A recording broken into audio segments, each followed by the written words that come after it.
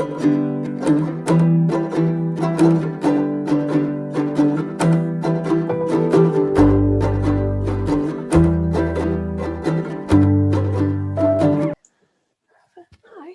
it's been ages. Hello. I was You know, thinking, it's been forever. it literally has. I was thinking, like, what was it, like 2018? The last summer blast I got. Definitely, because You that's went- the last summer blast we were at together. Right, okay, yeah.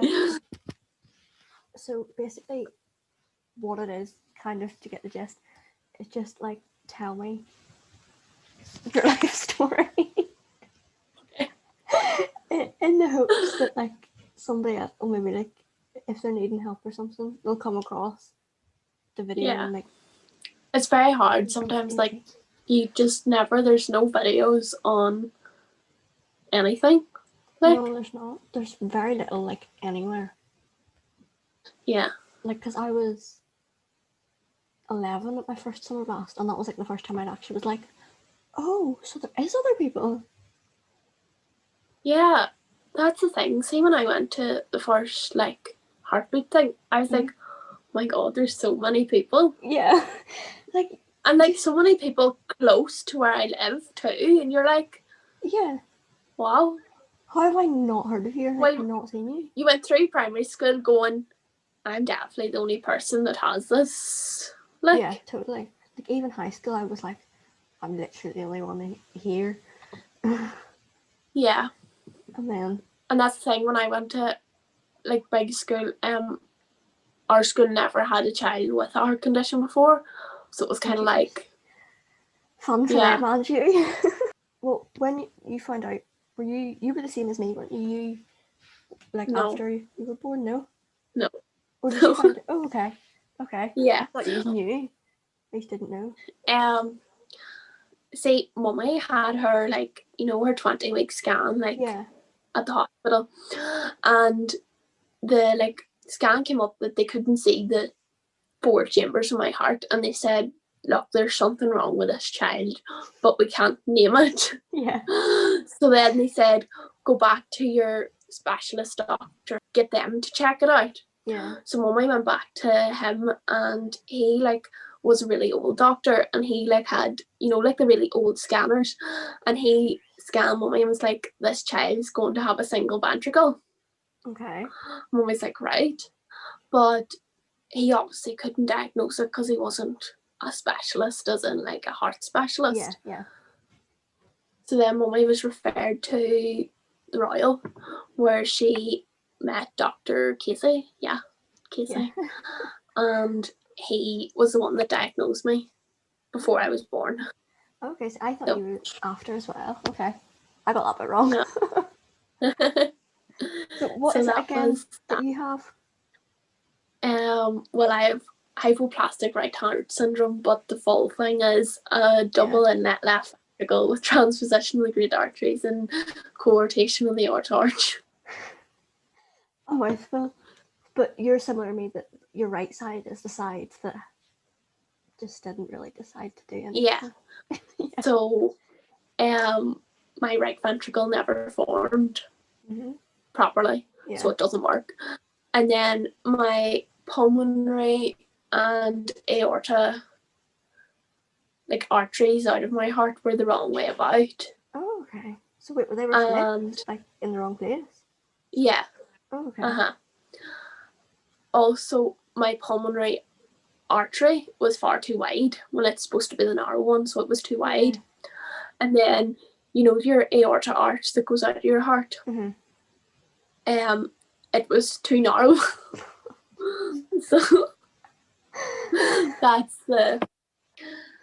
it all. They just was like, no, we're gonna switch roles for the day, and then okay. They just didn't want to do the right thing. So then, obviously, your mum found out during pregnancy, and I'm sure that was not fun. Yeah. And then, like, back then, there wasn't really, like,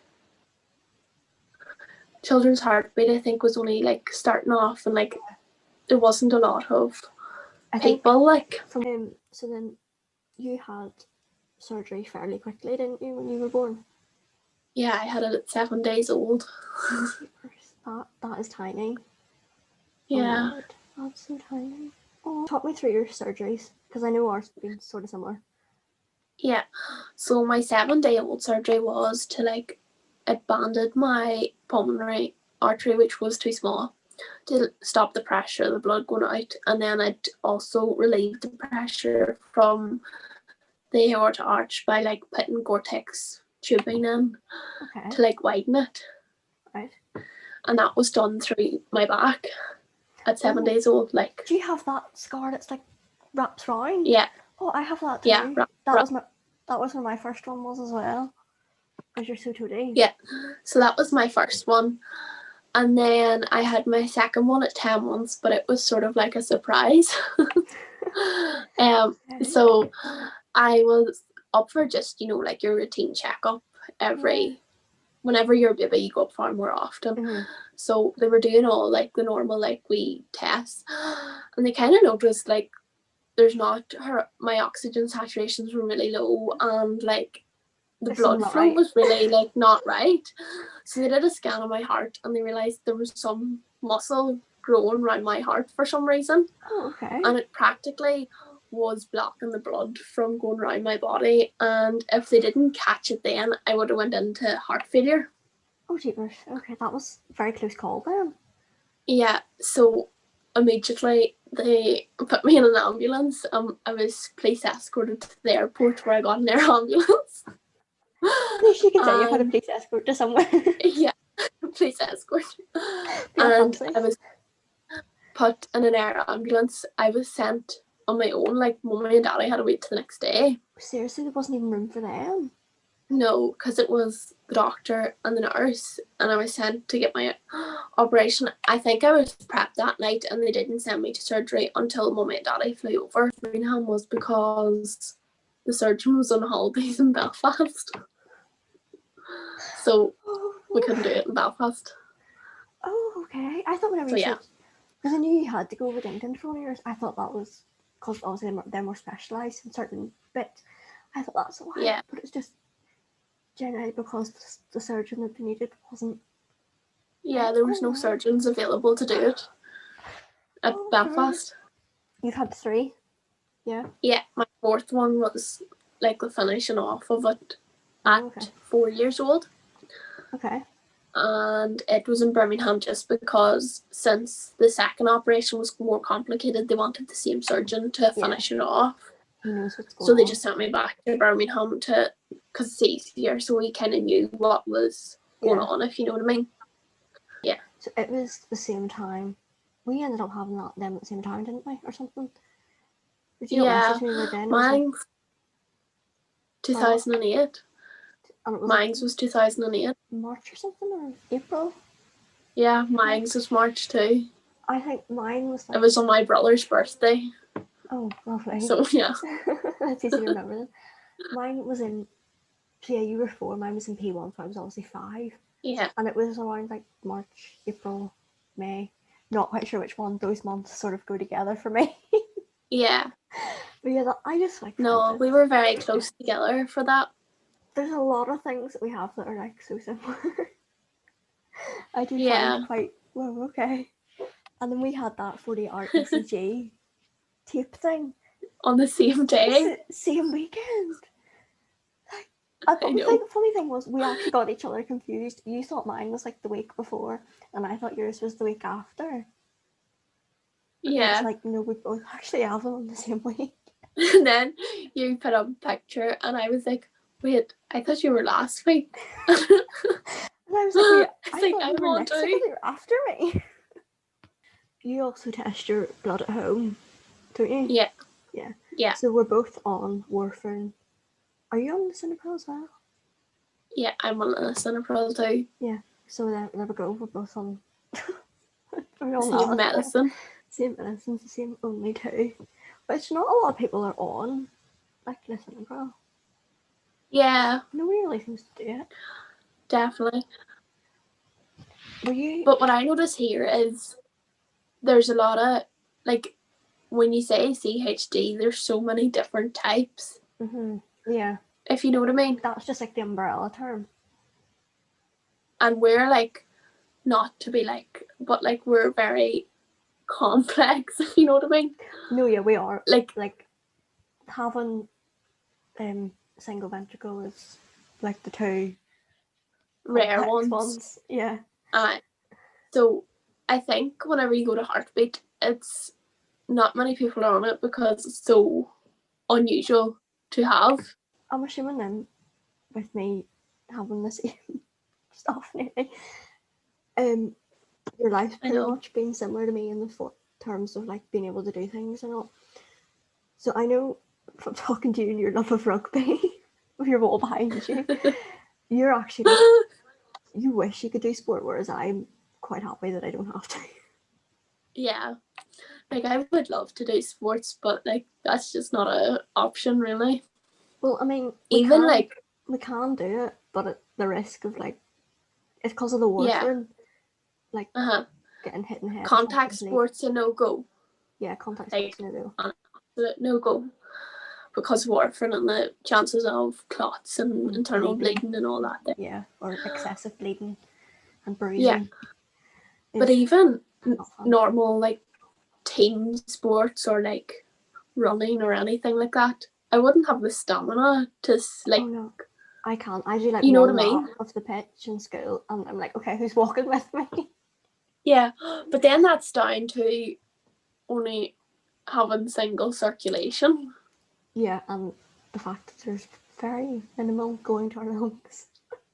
Yeah, like we don't have the same amount of oxygen in our blood as everyone else. No. It really annoyed me when I wasn't allowed to do PE or that. See, I've never really been overly bothered, and like I don't know if it is like if I'm just naturally like not that type of person, or if just because I've never been able to, it just doesn't bother me. So in high school, like how do you find it? Because I found that there was like energy wise, there was a massive jump between primary school and high school. Oh yeah, definitely. Like, because you're not in the one classroom. Yeah. And you're like moving about. I would be a lot more tired. I was the same. But when you kind of get used to it, it's fine. Yeah, I got used to it, and then like A-levels happened, and then I got really tired. Yeah, A-level is tiring. Like, you kind of get used to it. Yeah, you do. Like after the first couple of months, you're like, I'm just going to always be this tired. I have a classroom assistant, like. Oh, okay. So do you know this, don't you? Yeah. So like, if I need anything offloaded, I just sort of give it to her, if you know what I mean. That's what I do with my friends. Myself made arrangements with some of my teachers. Like some of them, I'm like, can I just leave my bag in here and leave this folder in this classroom unless I have homework? So like some of my folders don't even go in my locker; they just stay in the back of like my history classroom. Yeah. Which is like amazing. Yeah. And do you have double textbooks? Yeah, but I get a copy to stay at home. Yeah, a copy to stay at home and a copy to stay in the classroom. Yeah. Best thing ever. So good. Yeah. We've talked about children's term trust quite a bit. Yeah. That's how we met. That sounds so weird to say, but like yeah. Yeah, that's how we met.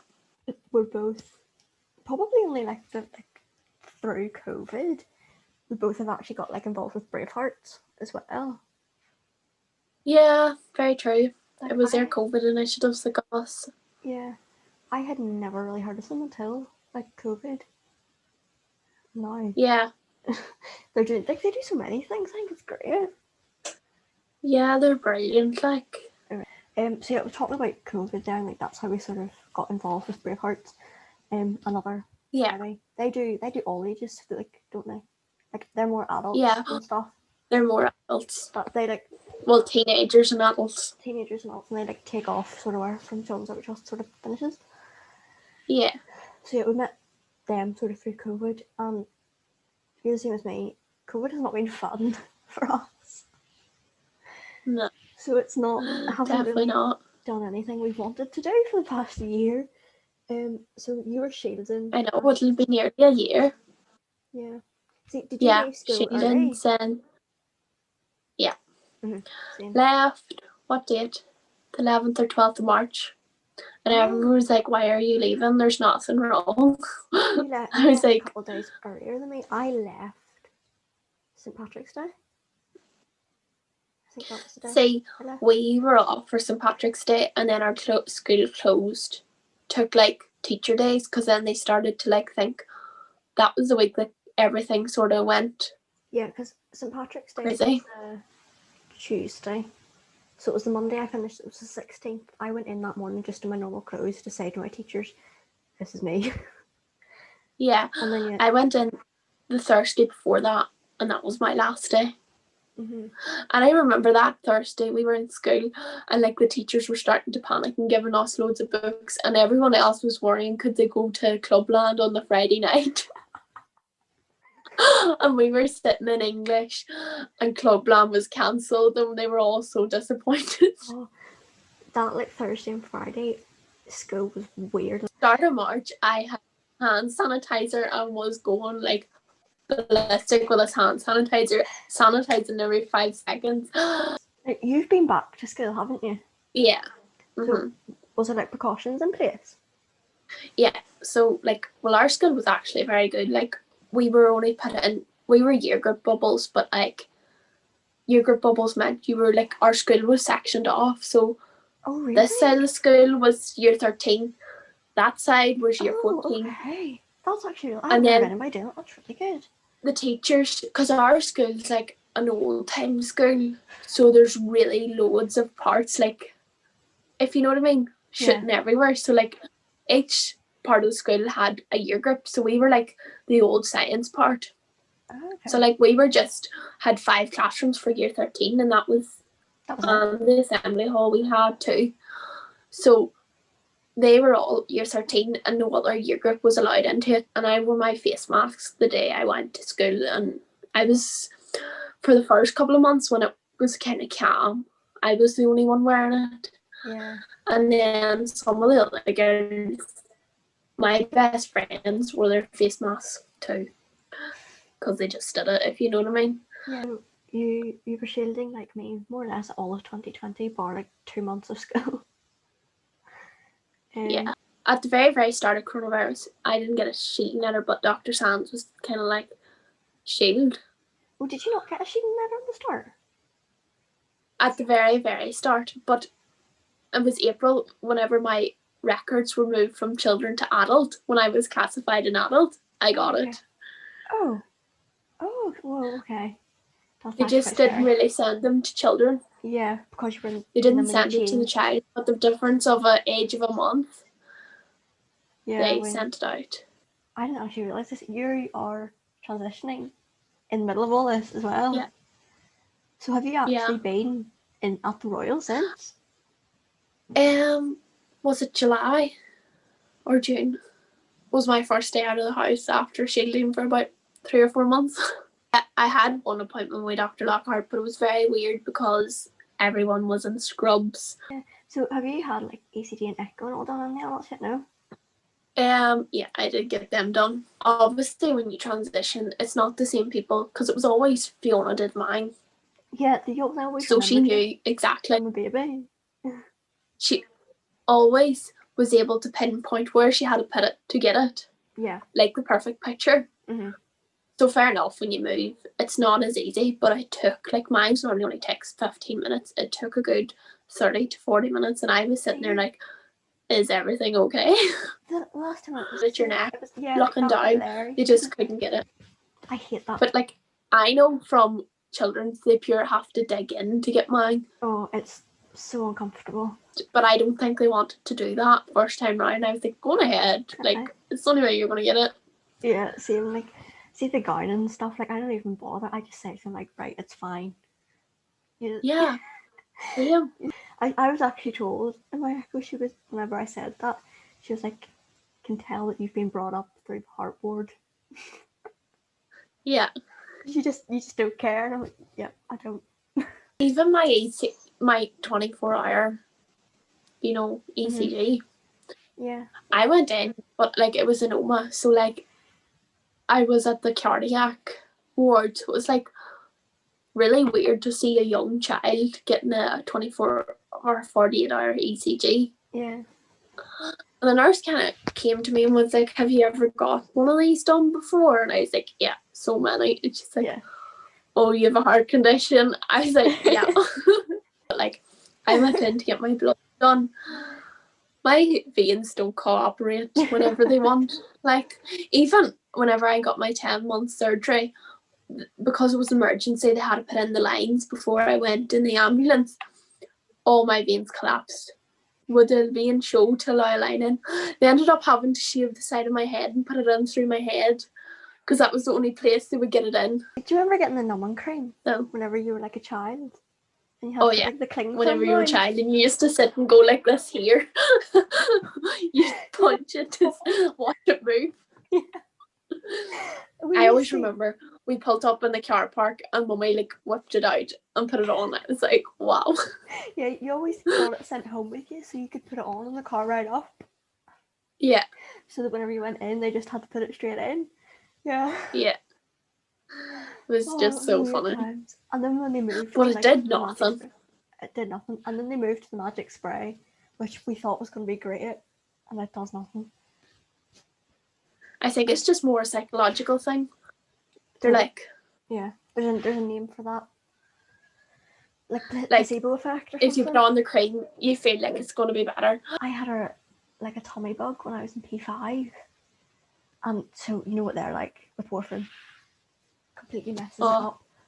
My warfarin went to like 9.5 that night.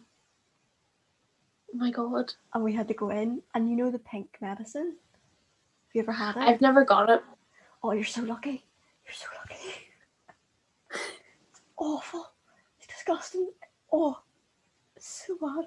2 big syringes. Oh, I just have to down it. Oh, I hate it. I absolutely hate it. See, that happened to me. This is so weird. That happened to me in P4, which is the same year. Stop.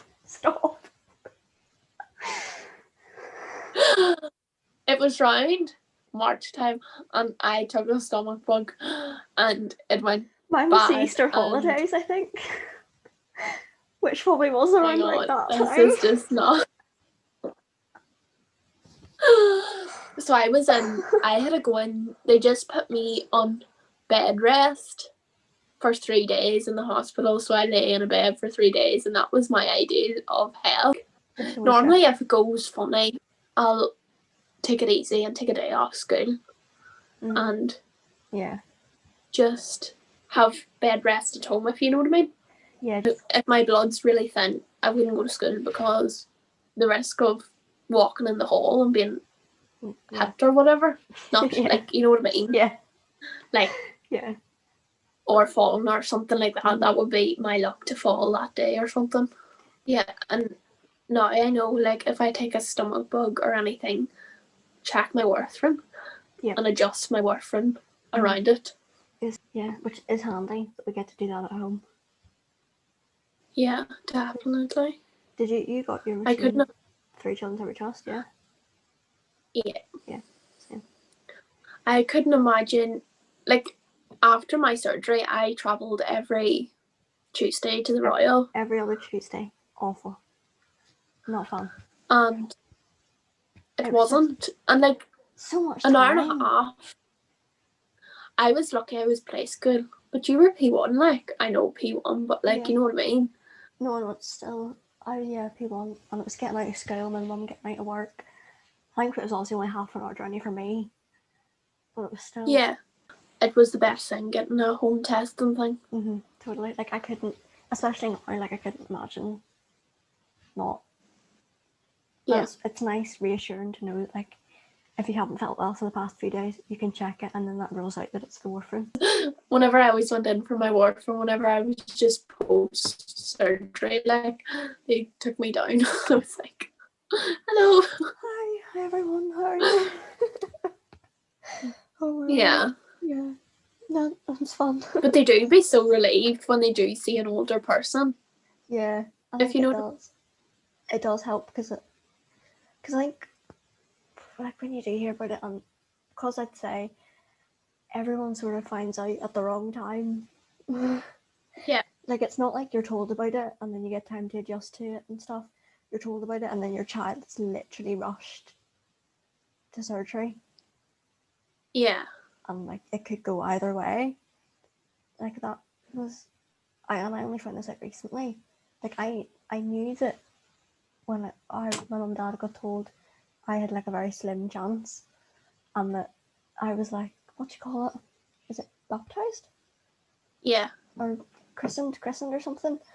Yeah.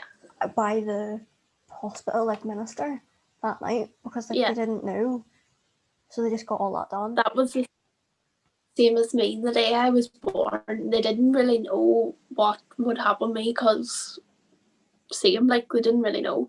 Yeah. So I was baptized the night I was born, and then also I was put in a medicine to kind of like confuse my heart that I wasn't like it wasn't working itself.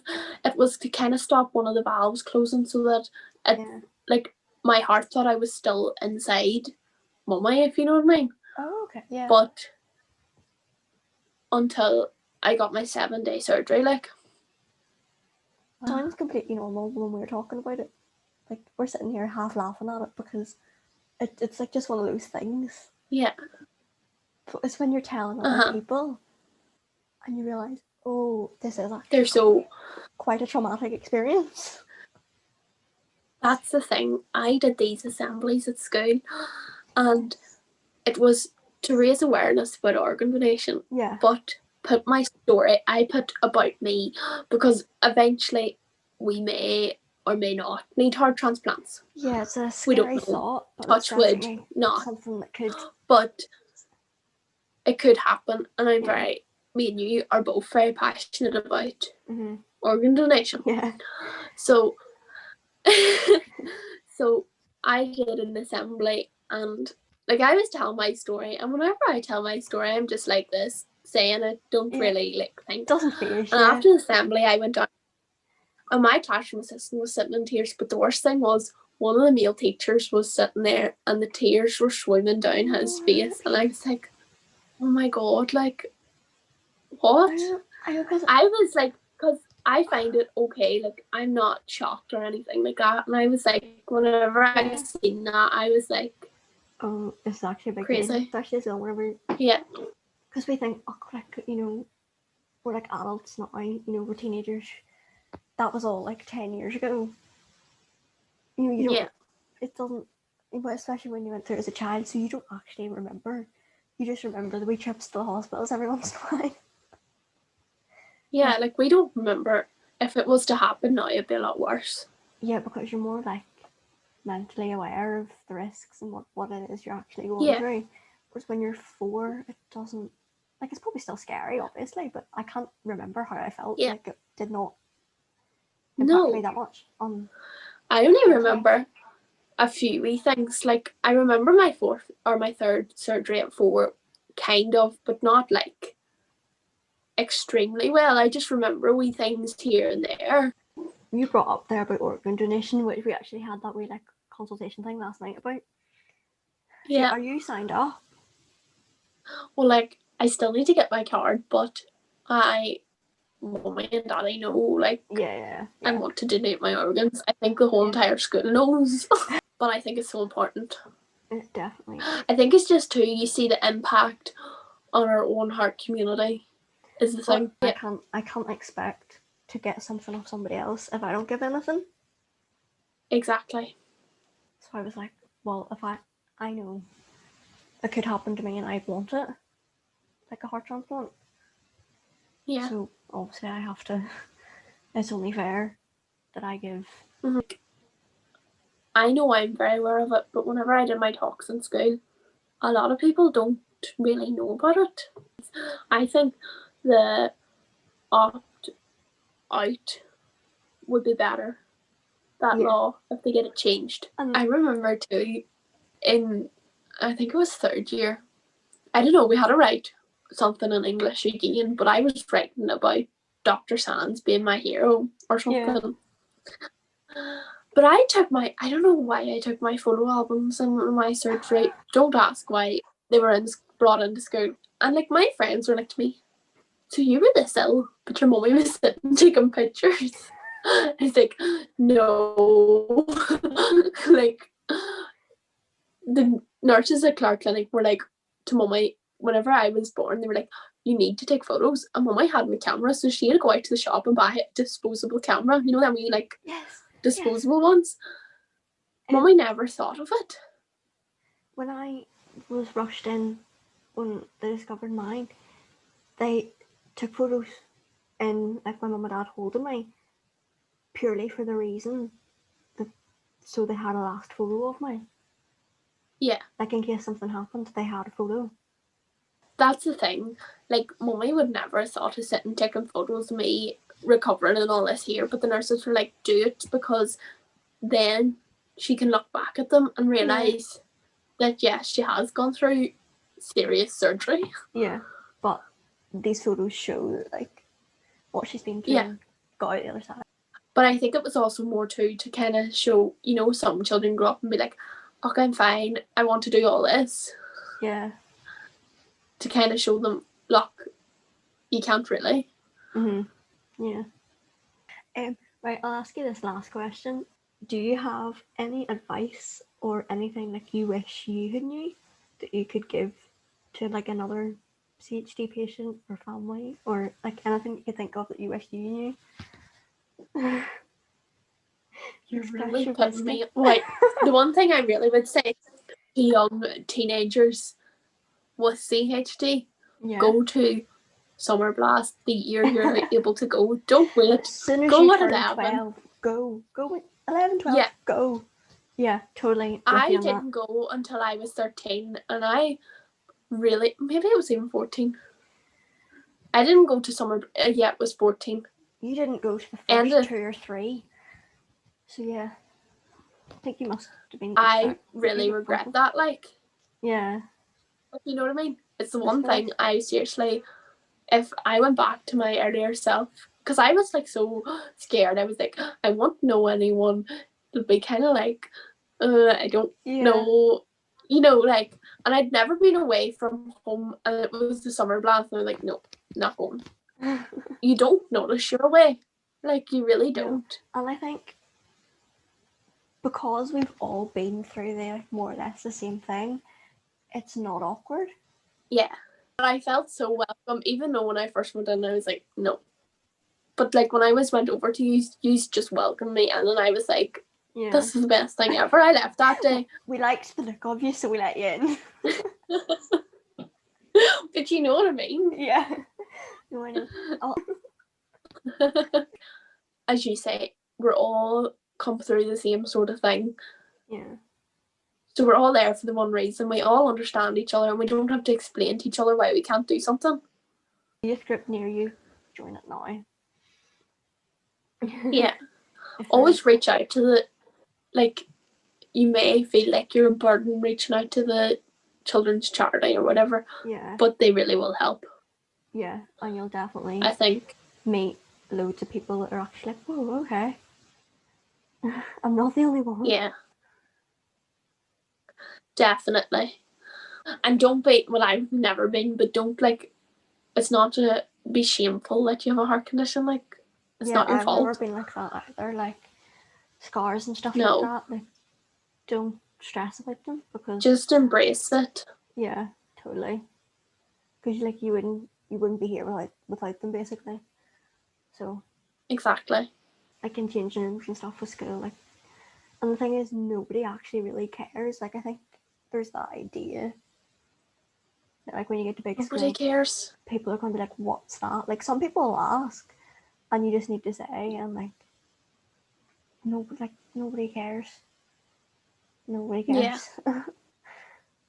Like, they don't care, honestly. They really don't. And I think, like, once you get that out of your head and get into your head that nobody does care, it's just so much easier. Yeah. Yeah. Anyways, just thanks for telling your life story today. You're welcome. Yeah, just thanks for letting everyone know all the tiny little details and everything. And hopefully somebody out there will find the video and it might be useful to them. And if not, they can have a laugh at us laughing about things we shouldn't be laughing about. Yeah. That's what we do best. So yeah. Definitely. Bye. Bye. bye.